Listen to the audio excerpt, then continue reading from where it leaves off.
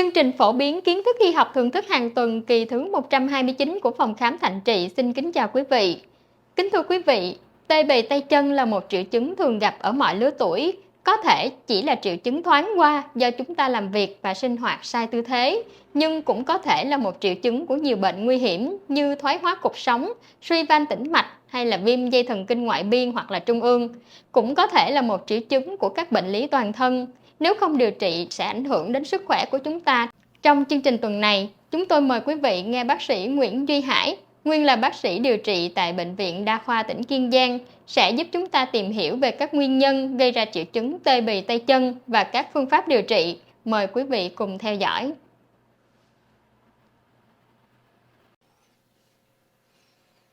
Xin kính chào quý vị.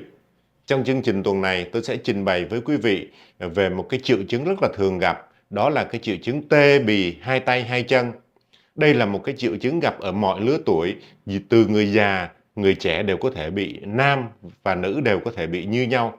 Cái triệu chứng tê bì tay chân này nó có thể chỉ là những cái triệu chứng thoáng qua, có nghĩa là do chúng ta làm việc hoặc là ngồi ở cái tư thế cố định quá lâu, máu nó lưu thông không được tốt hoặc là nó chèn ép vào thần kinh nó gây đau, thì đó là trường hợp lành tính và nó có thể tự khỏi. Tuy nhiên, nếu cái triệu chứng tê bì tay chân này làm những cái bệnh lý khác như là bệnh thoái hóa cột sống, chèn ép vào thần kinh hoặc là những cái bệnh lý như là u tủy sống nó có thể chèn ép vào. Và nếu mà nó tê bì do những cái nguyên nhân đó thì nó ảnh hưởng rất là trầm trọng đến sức khỏe của chúng ta. Do đó mà việc chúng ta tìm ra được cái nguyên nhân gây tê bì là một cái việc làm hết sức cần thiết để chúng ta điều trị dứt điểm những cái nguyên nhân gây ra bệnh.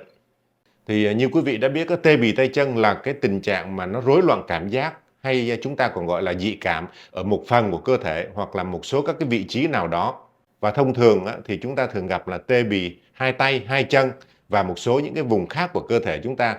Cái tình trạng mà tê bì này thì thường là nó còn đi kèm với những cái cảm giác như là kim châm chích ở những cái vùng da, hoặc là nó có thể gây đau ở một cái vùng nào đó. Nếu mà nặng nề hơn nữa thì nó có thể là liệt ở những cái ngọn chi. Chúng ta tìm hiểu cái vị trí nào ở trong cơ thể của chúng ta thường xảy ra cái tình trạng tê bì này. Thì thứ nhất là tê tay. Tê tay là một trong những cái hiện tượng thường gặp nhất. Cái triệu chứng tê này nó có thể là do cái nguyên nhân chèn ép cái thần kinh cột sống của chúng ta. Lấy ví dụ như là chúng ta bị thoát vị đĩa đệm ở vùng đốt sống cổ, nó chèn ép vào cái thần kinh, hoặc là những cái hội chứng chèn ép vào cái thần kinh giữa như là hội chứng ống cổ tay, nó cũng có thể làm cho chúng ta tê bì hai cái bàn tay.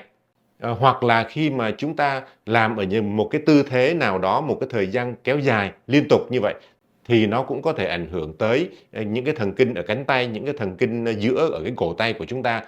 gọi là cái hội chứng ống cổ tay. Và nếu mà do những cái nguyên nhân chèn ép tạm thời như vậy thì khi mà chúng ta nghỉ ngơi thì những cái triệu chứng tê bì nó sẽ hết. Cái vị trí thứ hai thường gặp đó là tê hai cái chân. Thường là nó tê từ trên mông, có khi nó kéo dài xuống tới hai cái bàn chân. Thì cái triệu chứng tê đó nếu mà nhẹ thì nó có thể như là kim châm ở cái giai đoạn đầu, và có khi là nó có những cái cảm giác ngứa rân ran hết cái vùng bàn chân. Và cái triệu chứng tê bì này nó có thể liên quan đến cái sự vận động. Nếu trường hợp mà nó tê bì do cái suy van tĩnh mạch thì thường là nó liên quan đến cái tư thế, chúng ta đứng lâu, ngồi lâu thì cái triệu chứng tê nó tăng lên. Còn cái triệu chứng tê bì hai cái chân mà nó liên quan đến cái cột sống như là nó bị thoát vị đĩa đệm, nó chèn ép vào cột sống thì nó đau, nó không có liên quan đến cái tư thế của chúng ta. Thường thì nó đau âm ỉ và nó đau kéo dài suốt cả ngày. Cái vị trí thứ ba mà chúng ta thường hay gặp cái triệu chứng tê bì đó là ở các cái đầu ngón tay. Thì cái nguyên nhân mà tê bì ở những cái đầu ngón tay này thường là do cái hội chứng ống cổ tay, hoặc là do cái tư thế chúng ta chèn ép vào cái cánh tay làm cho máu nó lưu thông không tốt, thì nó cũng gây ra cái hiện tượng tê bì ở những cái đầu ngón tay này. Cái vị trí thứ tư thường gặp đó là chúng ta cảm giác tê bì ở cái vùng mặt. Thì đây là một cái trường hợp mà rất là hay gặp trong những cái trường hợp mà bị liệt thần kinh số 7. Vị trí thứ năm thường gặp tê bì đó là cái vùng bả vai. Đây là cái tình trạng mà bả vai nó bị tê bì, nó có thể đi kèm với các cái triệu chứng như là xơ cứng và đau nhức cái vai. Cái mức độ thì nó tùy thuộc vào cái nguyên nhân cụ thể, thường là do hệ quả của sự vận động hoặc là những cái dấu hiệu của bệnh lý cột sống. Vị trí thứ 6 mà chúng ta thường gặp cái cảm giác tê bì đó là cái vùng gót chân. Thì như quý vị đã biết đó, cái gót chân là cái nơi mà nó chịu lực toàn bộ của cơ thể chúng ta. Khi mà chúng ta đứng lâu, làm việc ở một cái tư thế đứng như vậy và chúng ta mang vác nặng nề thì cái mức độ chèn ép xuống cái gót chân của chúng ta nó tăng lên. Nó cũng là một cái nguyên nhân làm cho máu nó lưu thông không tốt và nó xảy ra cái triệu chứng tê bì ở cái vùng gót chân này. Ngoài ra chúng ta còn bị tê bì ở một cái vùng nào đó trong cơ thể, đặc biệt là cái vùng liên sườn, thì thường là do chúng ta bị viêm cái thần kinh liên sườn, nó cũng gây đau nhức tê bì. Và đặc biệt là khi mà chúng ta bị zona, gọi là dân gian gọi là giời leo đó, thì nó để lại một cái di chứng, đó là viêm cái thần kinh ngoại biên, nó cũng làm cho chúng ta đau nhức tê bì một thời gian rất là dài. Đó là những cái vị trí ở trong cơ thể của chúng ta thường gặp cái cảm giác tê bì như vậy. Cái nguyên nhân nào làm cho chúng ta bị tê bì ở một cái vùng nào đó trong cơ thể, thì như chúng ta đã thấy đó, cái nguyên nhân đầu tiên đó là cái nguyên nhân thoái hóa cột sống. Khi mà cái cột sống cổ của chúng ta nó bị thoái hóa, đặc biệt là nó có thoát vị đĩa đệm, nó làm chèn ép vào cái thần kinh, thì nó có thể tê bì, đau nhức cả một cái cánh tay này. Hoặc là cái thần kinh giữa của chúng ta bị chèn ép trong cái hội chứng ống cổ tay, thì nó cũng làm cho tê, nhưng mà chỉ có tê từ cái cổ tay trở xuống thôi, đặc biệt là các cái ngón tay này. Còn thoát vị đĩa đệm ở cái vùng thắt lưng thì nó lại làm cho chúng ta tê bì hai cái chân, mà chúng ta quen gọi là hội chứng đau thần kinh tọa. Nguyên nhân thứ ba nữa là các cái bệnh lý về khớp, như là viêm khớp dạng thấp, viêm đa khớp, hoặc là những cái bệnh lý như là hẹp ống sống, thì nó chèn ép vô cái tủy sống của chúng ta, thì nó cũng làm cho chúng ta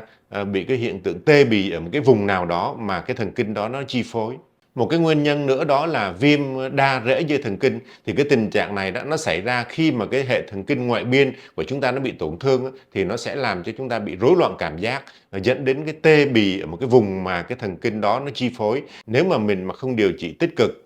điều trị triệt để, thì nó sẽ để lại một cái di chứng rất là dai dẳng.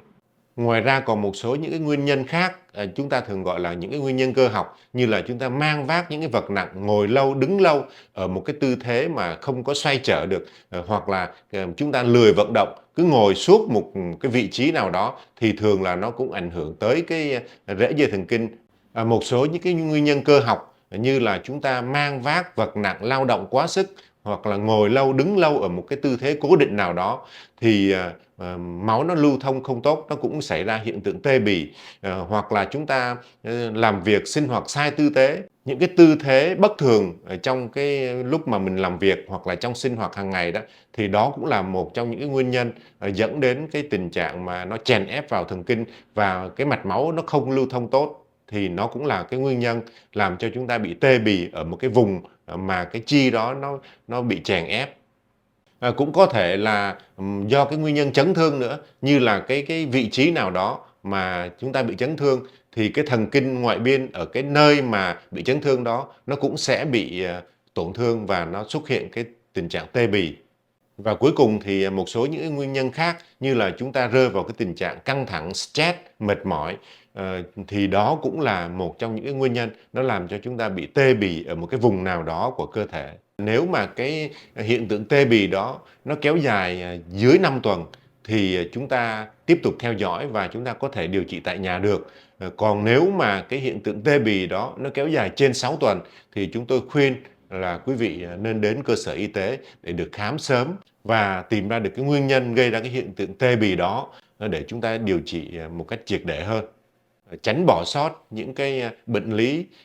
nó nguy hiểm đến cái sức khỏe của chúng ta. Phần thứ 5 là các cái phương tiện để giúp cho chúng ta chẩn đoán được cái nguyên nhân gây tê bì. Thì đối với một trường hợp mà bị tê bì đó, thì tùy theo cái vị trí tê bì, thì chúng tôi sẽ có những cái phương tiện giúp chẩn đoán cụ thể. Ví dụ như là bị tê bì cái vùng cánh tay, thì chúng tôi có thể là đo cái điện cơ, rồi chụp X-quang cái vùng cột sống cổ. Nếu mà cần thiết nữa thì chúng tôi sẽ cho chụp MRI, CT để mà tìm ra những cái tổn thương ở vùng cổ. Tương tự như vậy, ở vùng cột sống thắt lưng, chúng tôi cũng sẽ thực hiện là chụp X-quang. Rồi nếu mà chưa phát hiện ra, thì chúng tôi có thể dùng các biện pháp hiện đại hơn, như là chụp cộng hưởng từ, chụp CT, đo điện cơ để mà tìm ra những cái tổn thương tại cái vị trí mà nó có cái hiện tượng tê bì đó. Ngoài ra chúng tôi cũng tầm soát những cái bệnh lý toàn thân, như là xét nghiệm máu, để hỗ trợ cho cái việc chẩn đoán nó được chính xác hơn. Phần thứ 6 là điều trị. Thì tùy theo cái tình trạng bệnh lý của người bệnh mà chúng tôi sẽ đưa ra các cái phác đồ điều trị khác nhau. Nếu mà cái tê bì đó chỉ do vấn đề cơ học chèn ép thì chúng ta có thể điều trị tại nhà. Còn đối với những cái trường hợp mà do những cái bệnh lý cụ thể như là thoái hóa cuộc sống thì chúng ta phải điều trị thoái hóa, điều trị viêm khớp, điều trị những cái bệnh lý toàn thân như là đái tháo đường, tăng huyết áp hay là rối loạn chuyển hóa lipid chẳng hạn. Thì những cái bệnh lý toàn thân đó nó cũng gây ra những cái triệu chứng tê bì, thì tùy theo cái bệnh lý cụ thể của từng người bệnh mà chúng ta điều trị. Ngoài cái việc mà chúng ta điều trị triệu chứng, điều trị theo nguyên nhân thì chúng ta kết hợp với các cái phương pháp điều trị vật lý như là chúng ta dùng sóng siêu âm hoặc là chúng ta dùng kích ứng xung điện, rồi chúng ta dùng cái tia laser trị liệu với cái tia laser ở cái cường độ cao thì nó cũng giảm đau rất là tốt và nó chống được cái hiện tượng tê bì, nó làm cho máu lưu thông tốt và nó cải thiện rất là hiệu quả cái tình trạng tê bì tay chân. Nếu mà cái nguyên nhân do nó thoát vị đĩa đệm thì chúng tôi có cái phương pháp gọi là kéo giãn cột sống. Đây là một cái biện pháp rất là hiệu quả để nó kéo giãn cái cột sống ra, nó tránh cái chèn ép các cái đĩa đệm nó chèn ép vào thần kinh. Thì đó là một cái phương pháp điều trị vật lý rất là hiệu quả và nó sẽ điều trị triệt để được cái nguyên nhân gây ra cái sự chèn ép và nó sẽ làm mất đi các cái triệu chứng tê bì do cái hiện tượng chèn ép vào cái thần kinh này nó gây ra. Như vậy là tôi vừa trình bày với quý vị những cái nét khái quát nhất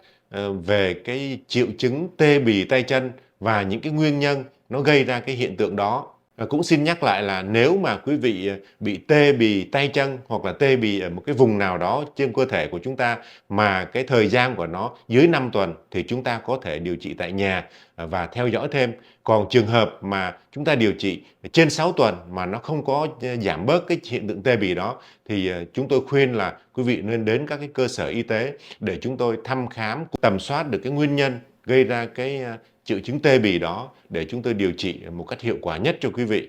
Xin cảm ơn quý vị đã quan tâm theo dõi. Xin kính chúc quý vị một ngày Chủ nhật an lành và hạnh phúc.